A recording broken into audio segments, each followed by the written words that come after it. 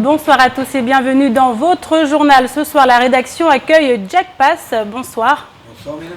Alors Jack, avec vous, on va aborder le Festival de l'image sous-marine, la 22e édition cette année. Le concours d'année en année attire de plus en plus de participants. On en parlera tout à l'heure avec vous dans ce journal. Avec nous également sur le plateau, Pierre Bellucci. Bonsoir Pierre. Bonsoir Amina et bonsoir à tous. Alors l'annonce a été faite aujourd'hui, on a surpris certains, d'autres sont mécontents, d'autres contents. Le préfet Simon Morsi quittera ses fonctions le 23 mai prochain, il sera remplacé par un nouveau préfet, M. Frédéric Vaux. On en parlera tout à l'heure avec vous dans ce journal. Mais d'abord, voici les titres de ce mercredi 4 mai. C'était attendu. Le préfet Seymour Morsi vient d'être muté dans le département de l'Indre et sera remplacé dès le 23 mai prochain par Frédéric Vaux. L'heure du bilan a donc sonné pour un préfet qui, loin de faire l'unanimité, aura passé des dernières semaines difficiles. Les explications dans votre journal. Il fallait également s'y attendre.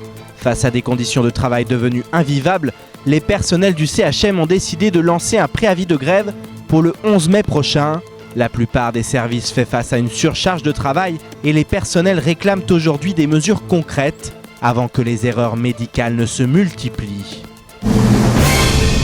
Il y a quelques semaines, nous étions les premiers à vous présenter l'école de la rue, mise en place par l'association Village d'Eva pour pallier le manque de place dans l'éducation nationale. Des dizaines d'enfants sont pris en charge par les bénévoles tout au long de la semaine. Reportage sur l'évolution d'un dispositif en devenir. L'annonce était attendue depuis plusieurs semaines. Le préfet Seymour Morsi quittera ses fonctions le 23 mai prochain et c'est Frédéric Vaux qui lui succédera dans ses fonctions. Celui-ci est notamment passé par la Guadeloupe et la Guyane. Le départ de Seymour Morsi est également l'occasion de faire le bilan sur son mandat. Lui qui aura connu des mois difficiles entre la grève générale et la montée en puissance de la délinquance. Les élus du département ont d'ailleurs réagi à sa démission, à la nouvelle de ce matin. On écoute les réactions au micro d'Abbas Alidi, Pierre Bellucci et Leslie Vimné. Kwaheri Seymour Morsi, Caribou Frédéric Vaux. Nommé le 30 juillet 2014 en Conseil des ministres, l'heure du bilan a sonné pour celui qui quittera ses fonctions le 23 mai prochain. Le président du parti Les Républicains, Mansour Kamardine, qui avait été très virulent avec lui il y a de cela quelques jours, a accepté de réagir ce matin. Moi, je ne sais pas s'il faut retenir du préfet, il faut retenir de l'action que lui avait imprimée le gouvernement et qui est un désastre. Parce que le préfet n'est que finalement le représentant du gouvernement, c'est-à-dire qu'il reçoit des autres et qui les exécute. Donc ce que je retiendrai de cette période qui vient de s'écouler, c'est un gouvernement qui est totalement décalé par rapport aux enjeux de Mayotte et par rapport à la réalité de la situation en termes d'immigration, en termes d'insécurité, en termes d'emploi et de chômage, en termes d'éducation et de formation. Bref, je crois qu'il était temps effectivement que le gouvernement donne un signal d'une inflexion, d'une réorientation de sa politique. Il faut espérer qu'avec le départ du préfet actuel et l'arrivée du nouveau, que ce soit le message qu'on veut nous donner, à savoir qu'effectivement on a compris qu'on était très loin dans le désordre et qu'il faut qu'on essaye de reprendre les choses et de faire en sorte qu'enfin les Mahorais se sentent pleinement libres chez eux. Du côté de l'ancien président du Conseil général, Ahmed Atoumani Douchina, le discours est pour ainsi dire le même. Il était temps que le poste et les directives soient renouvelés. C'est un soulagement pour nous de savoir qu'il part. Je ne sais pas s'il a déjà une mutation, si c'est une promotion qu'il attend ou pas. Je crois que c'est bien qu'il parte de Mayotte. Parce que quelque part, on pense qu'il n'avait pas saisi, il n'avait pas pris la mesure des problèmes sociaux qui se posent à Mayotte, des problématiques, je dirais, sociétales qui se posent à Mayotte. Et à chaque fois qu'on l'interpelle, j'ai l'impression qu'il était un peu à côté de la plaque. Est-ce par manque de moyens? Est-ce par manque de directives très claires du gouvernement pour ce qui concerne les problèmes que connaissent les Mahorais?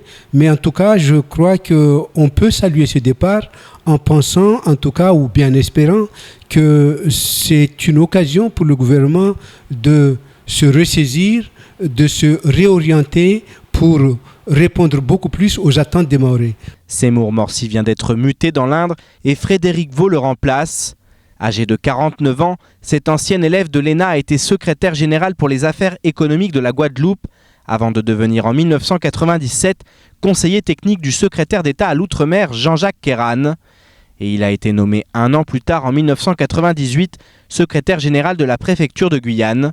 Il occupait actuellement le poste de préfet, chef du service justice et affaires intérieures à la représentation permanente de la France auprès de l'Union européenne. Il sera désormais le représentant de l'exécutif à Mayotte. Mais que peut-on en attendre ? J'attends de ce préfet qu'il appréhende les véritables enjeux que je viens de souligner, qu'il rende compte fidèlement de la préoccupation et de la peur au ventre des gens libres à Mayotte qui ne le sont plus et qui ont peur. Il faut que la peur change de camp et qu'elle soit du côté des malfrats, pas du côté des gens honnêtes et des gens libres qui n'entendent qu'à vivre ici paisiblement et profiter de la beauté de ce territoire. Moi, je veux espérer qu'il y ait une orientation qui correspond à l'attente des populations et qui réponde aux préoccupations des populations. Les attentes sont énormes et ce nouveau préfet va devoir représenter l'exécutif au sein d'une île en crise et en proie à de multiples défis qu'il aura la charge de relever sans sommation. Alors Mayotte aura bientôt un nouveau préfet, Pierre, et on a l'impression que les attentes sont nombreuses. Oui, les attentes sont nombreuses. Elles l'étaient avec Seymour Morsi, elles le seront peut-être encore davantage avec celui qui va prendre sa place. Maintenant, moi je m'étais déjà prononcé, il me semble, là-dessus. Est-ce qu'il faut changer de préfet ou pas ? Est-ce que c'est vraiment la solution ? Ce qu'il faut voir dans ce changement de haut fonctionnaire, c'est surtout qu'il y a un message derrière. Le gouvernement a fait des annonces assez exceptionnelles. Il y a une semaine ou deux, Manuel Valls qui annonce 50 millions d'euros, plusieurs mesures, plus de 10 mesures. Et hier également, le Bernard Cazeneuve, le ministre de l'Intérieur, on attend un plan global prochainement. D'ailleurs, on va l'écouter tout de suite et puis on reviendra après un peu sur ce message qu'a envoyé. Hier, il a répondu au sénateur Tani, sénateur Kani, qui l'a questionné surtout sur toutes ces problématiques qui ne sont toujours pas réglées, malgré ces 50 millions d'euros, malgré ces annonces, parce que la sécurité, on le sait dans ces annonces, on attend dans un mois un véritable plan global. Pour le moment, il n'y a absolument rien qui a été annoncé. Donc je vous propose de regarder ce qu'a dit le ministre de l'Intérieur hier. Monsieur le sénateur, vous m'interpellez sur la situation à Mayotte et je suis très conscient de la dégradation de la situation sécuritaire et c'est la raison pour laquelle au cours des derniers mois, en très étroite liaison d'ailleurs avec les parlementaires de Mayotte, j'ai pris la décision de rehausser significativement les effectifs des forces de l'ordre à Mayotte de 72 effectifs. Mais ce n'est pas simplement une question d'effectifs, c'est aussi un problème d'organisation des forces, c'est aussi un problème de relation entre la préfecture, les forces de l'ordre, l'autorité judiciaire et les collectivités locales. Et puis aussi, il faut regarder si nous ne pouvons pas, dans le cadre d'une organisation nouvelle, rehausser encore le niveau des effectifs. C'est la raison pour laquelle j'ai envoyé une mission à Mayotte qui m'a rendu ses conclusions il y a de cela 3 semaines et j'annoncerai à la fin du mois, comme l'a indiqué le Premier ministre, un dispositif global qui concernera l'organisation, les effectifs et l'articulation du rôle entre les collectivités locales, la justice, la préfecture et les forces de l'ordre, de manière à ce que nous puissions améliorer significativement les résultats qui ne sont pas à la hauteur de ce que je souhaite.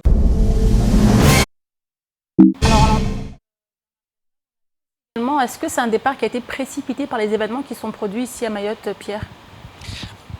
Précipité, effectivement, il y a beaucoup de personnes qui réclamaient. Maintenant, on a vu, il y a eu plusieurs étapes. Il y a eu d'abord les médias nationaux qui se sont emparés du cas de Mayotte. Enfin, on allait dire, après plus d'une semaine et demie de blocage, ça a été vraiment l'élément déclencheur. Parce qu'à partir du moment où les médias sont intervenus dans les conflits sociaux et puis dans ces problèmes que rencontre Mayotte, et on a parlé au niveau national, là, on a vu qu'il y a eu un véritable changement au niveau du gouvernement qui, pour l'heure, restait quasi muet. et qui là enfin s'est décidé à parler et aussi à engager de véritables mesures pour le département. Ça a été la première étape. Les mesures de Manuel Valls, on le voit, tout est un peu aussi orchestré forcément. Là hier nous avons le Premier ministre qui a dit que des mesures exceptionnelles allaient être mises en place en termes de sécurité et puis un changement de préfet. C'est toute une dynamique en fait.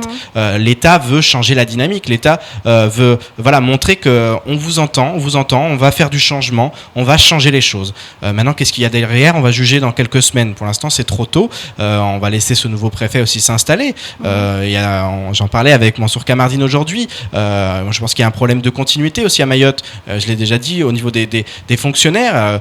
Lui ne trouve pas parce qu'il trouve ça normal. C'est un porte-parole. Il est là il est représentant de l'exécutif. Mais forcément, ce nouveau préfet, il va devoir s'installer. Il va devoir prendre ses marques également. Ça va prendre du temps. Il va aussi arriver dans une situation qui est très complexe. Un climat social de plus en plus explosif, les problèmes qui s'amassent. Donc il va avoir vraiment une très rude tâche qui l'attend. Donc on va voir un peu comment ça va se passer. En tout cas, effectivement, ce qu'il faut noter aujourd'hui, c'est qu'au niveau du gouvernement, il y a une véritable volonté de montrer qu'on va changer les choses à Mayotte. Alors maintenant, est-ce que ça sera suivi des faits? Est-ce que ça sera suffisant? Est-ce que tout ça, ce n'est pas finalement qu'une poudre aux yeux? On va voir de la poudre aux yeux, on va voir. Il faudra un wait and see, comme on dit souvent, et puis dans les toutes prochaines semaines, de toute façon, on va analyser tout ça et on espère en tout cas que ce nouveau préfet, qui est quand même un CV assez impressionnant. Commissaire de l'Outre-mer notamment. Et effectivement, oui, il a été en Guadeloupe, il a été en Guyane, donc c'est quelqu'un qui connaît bien les problématiques aussi Outre-mer. Donc je pense qu'il faut rester positif et on va voir dans les toutes prochaines semaines ce qu'il en est. Merci beaucoup Pierre. Et les élus ne sont pas les seuls à avoir réagi. La population s'est elle aussi exprimée à l'annonce de la nomination du nouveau préfet. Et comme bien souvent les avis divergent, certains de leur côté sont contents de le voir partir, d'autres en revanche le regretteront. Je vous propose d'écouter certaines des réactions recueillies ce matin dans ce reportage signé Shakila Issouf et Leslie Vimnet. Le préfet représente l'État français au sein du département. Il est ainsi jugé dans des domaines comme la sécurité, l'immigration ou encore l'intégration. Et pour certains, il a su remplir ses devoirs avec brio. Je me remercie, Soif. Là, une situation où je suis alhamdulillah, la mine tantoa. À part ma carte sia ou ashindi wa vuku mpavi. Le vungu ze bilan ya bahari ni hufa. Si parti socialiste ni mengoni benza le wajeni be. Quand même par avantage là. Préfet a fait nizuri parce que waye udaelewa jeni yako. Wana watu kuna rungomba kana wajeni walawe wasu wajeni na préfet ngomba nsizo na mjeni nsigende usoni. Pour d'autres, le bilan est loin d'être si positif. Insécurité, surpopulation, climat social explosif. Les derniers mois ont été les plus agités. Et en tant que représentant de l'État, il représente un coupable tout trouvé. Moi, c'est lui que j'ai connu. Les autres préfets, je n'ai pas connu. Mais lui, je l'ai connu. Donc, par rapport au bilan, par rapport à ce que j'ai vu, par rapport à ce que je vois à Mayotte, franchement, c'est détérioré. Il n'a pas fait son boulot.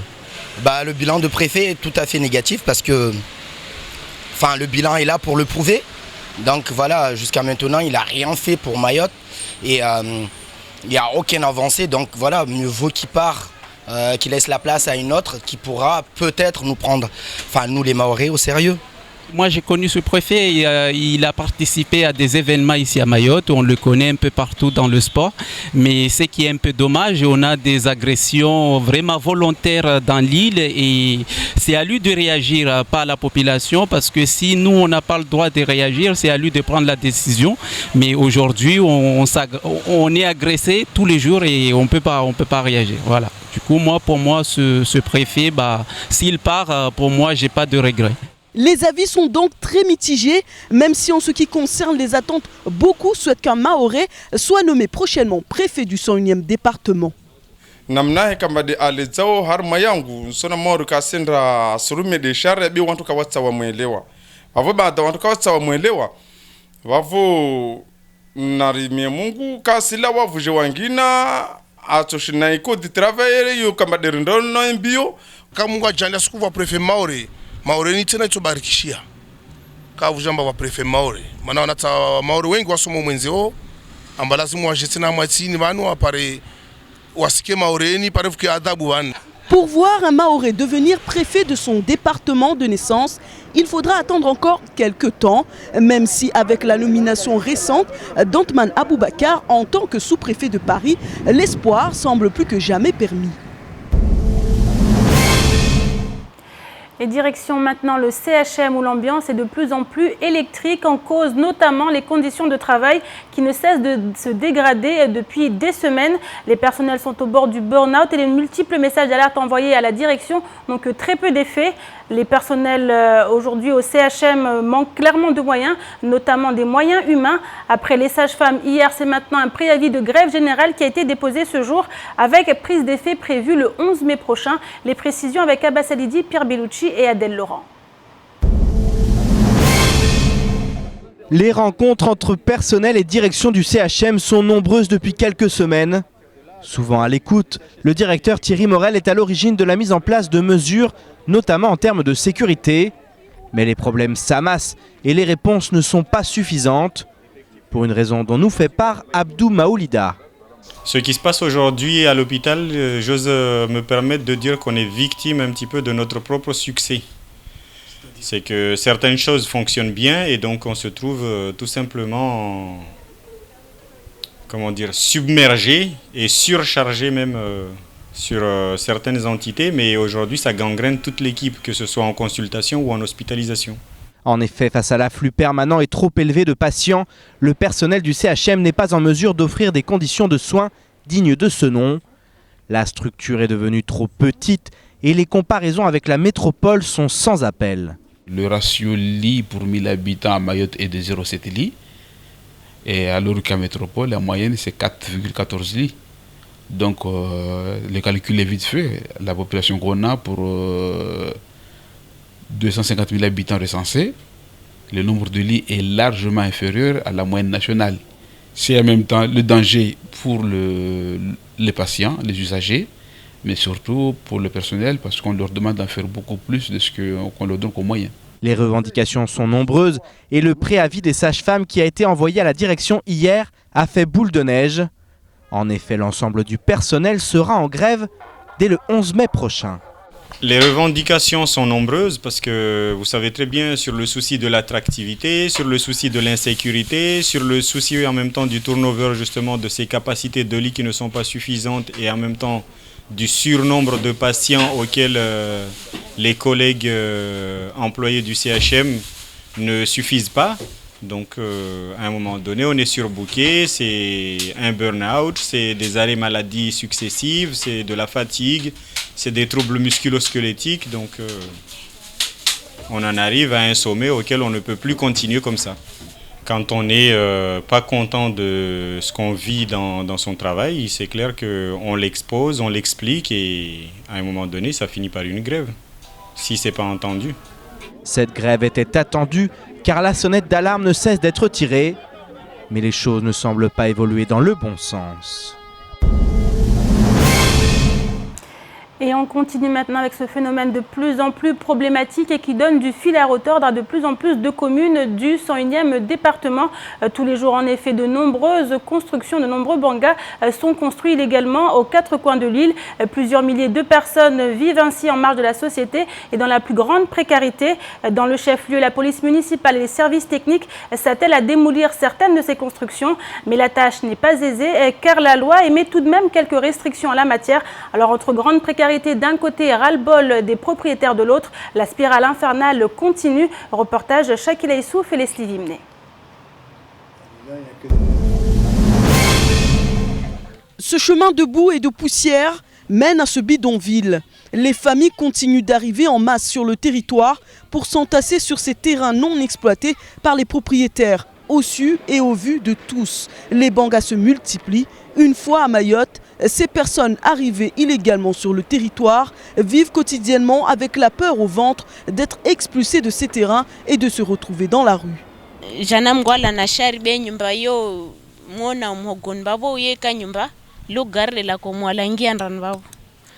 Kalafanya kisidanga mbani luhodzwa na damu kawakata na mtu kawakodza mtu kawakodza mwana bede nyumba tudi ya komuha ya menye abo jashi modeli halo mba wasiri siria munurliyo manati vahano mba vahano wa bulo tongo yani bulo security na wasi wanadamurlo munu vaninsi fanya nenfikiri wasi ronunwa mana rekari kiamba wa mtako monyu mba vahano karashinda randrainunua za dukani bewa siro mwambia mtu le arlidza wabulomba arsiria hai utolowana ihu na mpue mlawe abode ritupermeto maneka mnyasi pua nban fanyawa joma ban bakiwa na suku njwe na imola wadema narparuwa na tolo beta tsitoli mbavale zantini wenye wao na nguhale franchement aujourd'hui para warambi ambarlawe mana wasiro jomba har zinzanza za wantu karakensi hello mba sarke mkato au tinberkensi ba de Istanbul na hayi voluma karsi jova halwa hinda beonyo aujourd'hui para kamu hello marlawe wasalia mba o poules nyumba wasalia de hello kamu riensho bani baska. Chassés d'autres villages, de nombreuses familles viennent s'installer sur le chef-lieu. La police municipale a ainsi dû mener des opérations de démolition car nombre d'habitations sont construites sur des terrains dangereux. Le risque d'accident est permanent et les conditions de vie inhumaines. La police a donc souhaité informer des démarches possibles pour que la démolition de ces maisons de fortune se fasse dans les règles. On est un peu partout, donc des fois il y a des constructions qui nous échappent. Donc ça permet aussi aux habitants du quartier ou des personnes ou des propriétaires qui doivent nous signaler qu'il y a des bangas qui sont en train de se monter.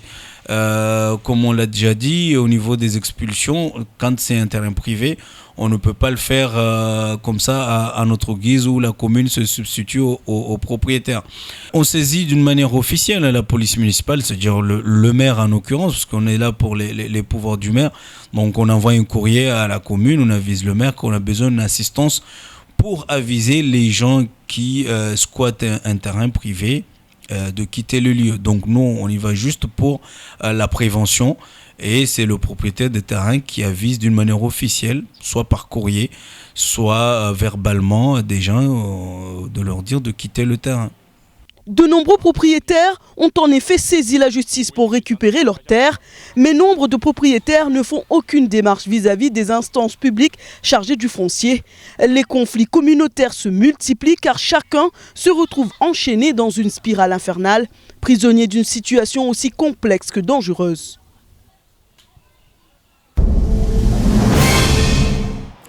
Et je vous propose maintenant de faire un petit tour d'horizon du reste de l'actualité de ce mercredi 4 mai. Et c'est tout de suite dans l'actualité en bref. Alors que les choses semblaient rentrer dans l'ordre et le climat s'apaiser au port de Longoni, un rapport vient de jeter un nouveau pavé dans la mare. Commandé par MCG il y a quelques mois, le rapport révélerait ainsi que le quai numéro 1, le terminal pétro-gazier ainsi que les berges sont dans un état dégradé et irréparable.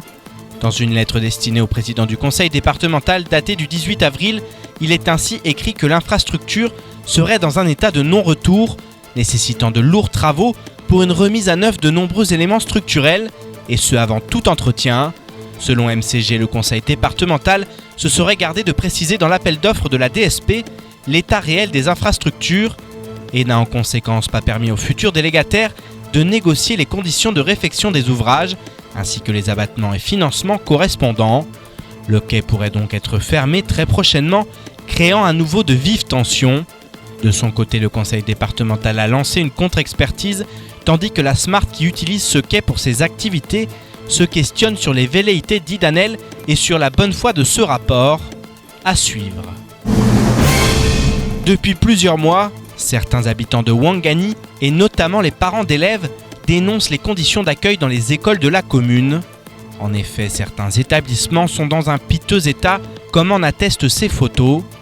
Collation, rythme scolaire, vétusté, certains habitants accusent directement le maire Ali Ahmed Combo d'être responsable de la situation. 280 000 € alloués par le vice-rectorat auraient selon eux disparu. L'affaire n'est pas nouvelle et le maire de Ouangani était ainsi venu sur notre plateau pour répondre à toutes ces accusations.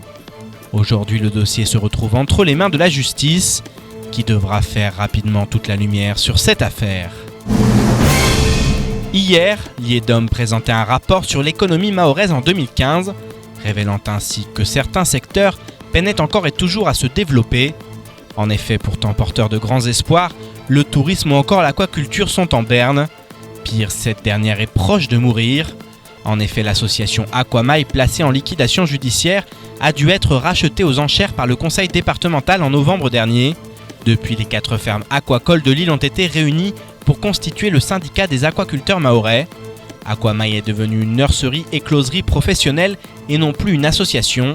Cette formule autorise le versement de subventions de fonctionnement, de prêts ou bien encore de financement via la Banque publique d'investissement, voire même des fonds européens.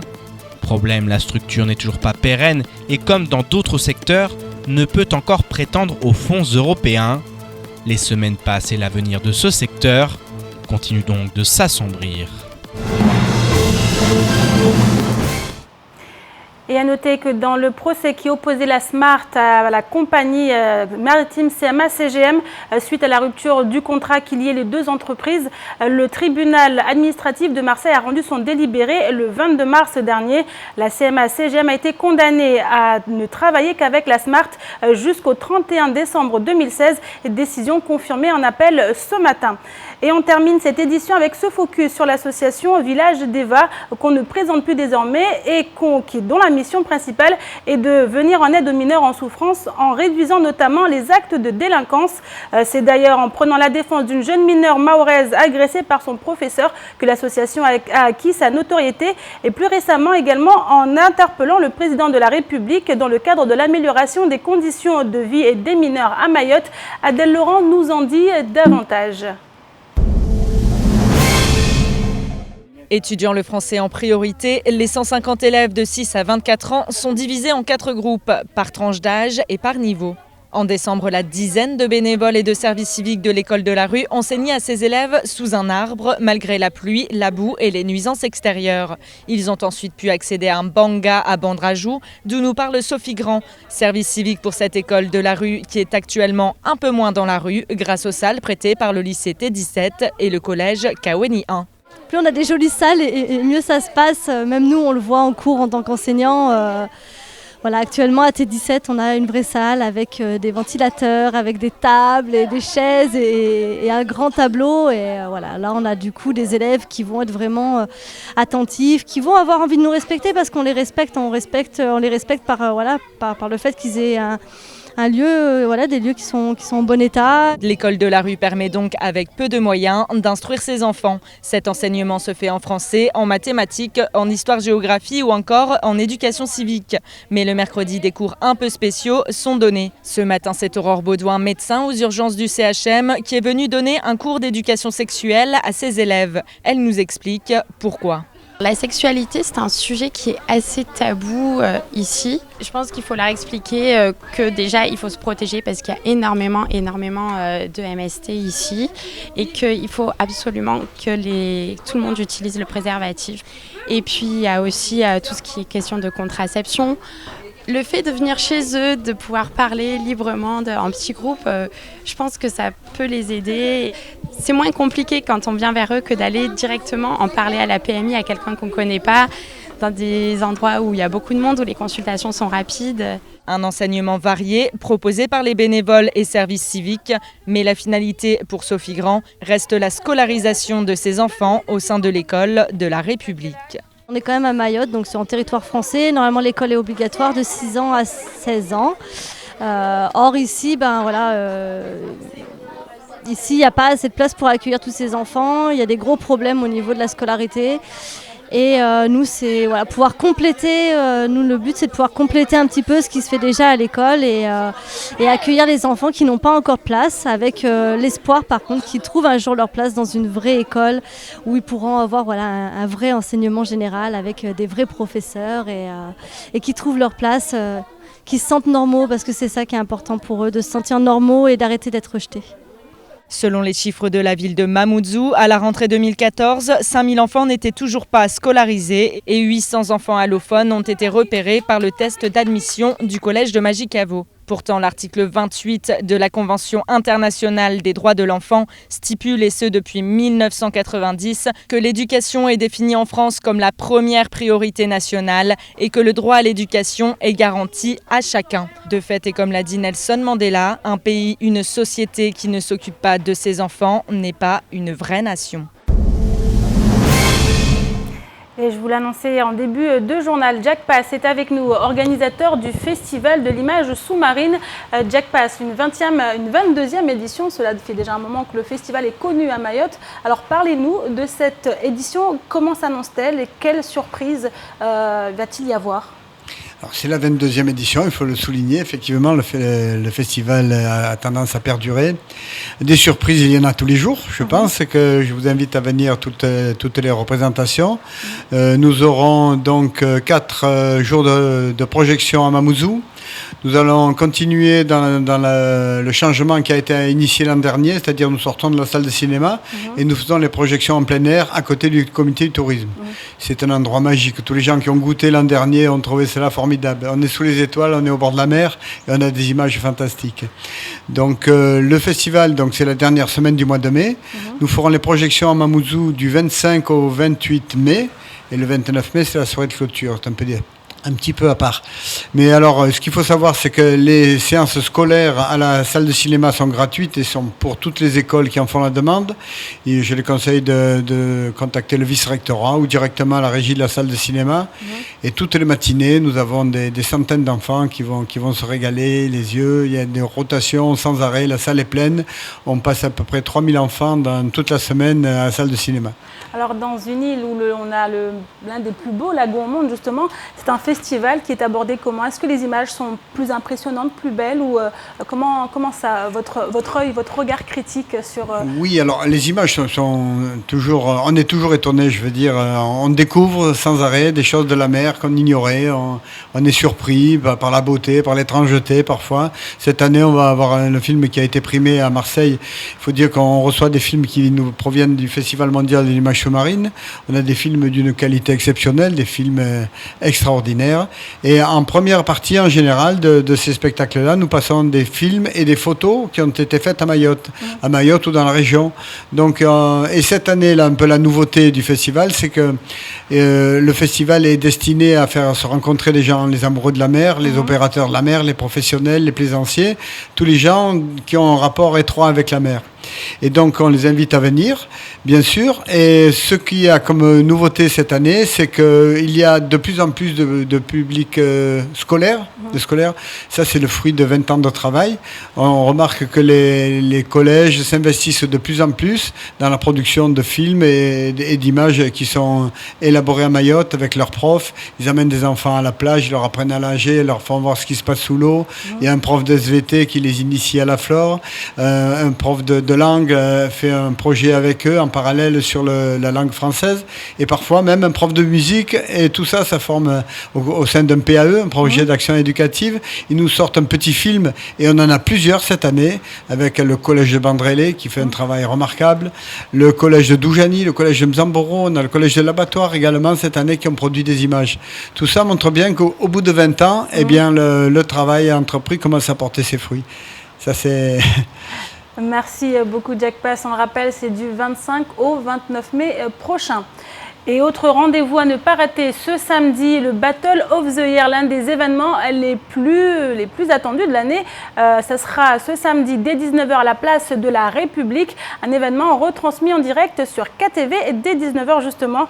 Et c'est donc la fin de cette édition. Merci à vous de l'avoir suivi. Une édition que vous pouvez retrouver sur notre site l'infoquesi.fr, sur notre page Facebook, également sur YouTube. Lundi, jeudi d'Ascension oblige, nous vous donnons rendez-vous seulement lundi prochain. Bonne fin de semaine à vous et à lundi.